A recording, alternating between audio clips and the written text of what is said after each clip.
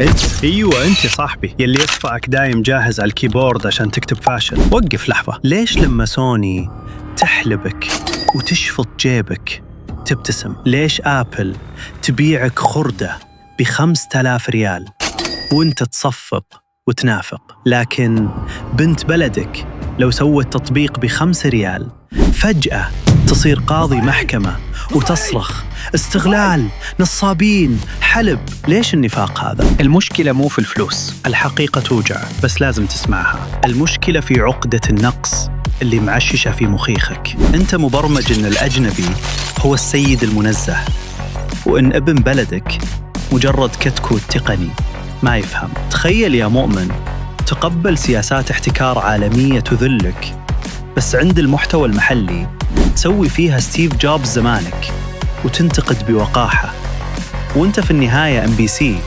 تردد كلام القطيع بدون تفكير. انت قاعد تمارس انتحار اقتصادي وتهجر المواهب لدبي وأوروبا، وبعدين تصيح وتقول ليش ما عندنا وادي سيليكون؟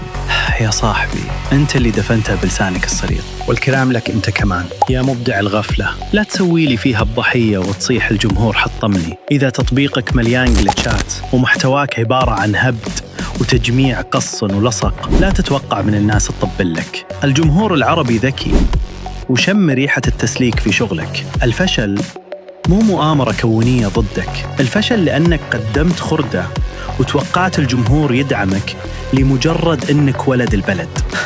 هذا استغفال. النجاح يبي جودة، يبي احترافية، مو تصريفات وأعذار واهية. في النهاية المعادلة بسيطة، المبدع الحقيقي بيهج المكان يقدره، والشركات العالمية بتحلبك وانت تضحك، وانت بتبقى MBC ضايع يتابع محتوى خايس مصنوع بالذكاء الاصطناعي، مترجم رديء وميت. استمتع بالخردة اللي صنعتها بيدك يا صاحبي، وتذكر انت بعت مستقبلك الرقمي مقابل لايك في تعليق سام. سلام.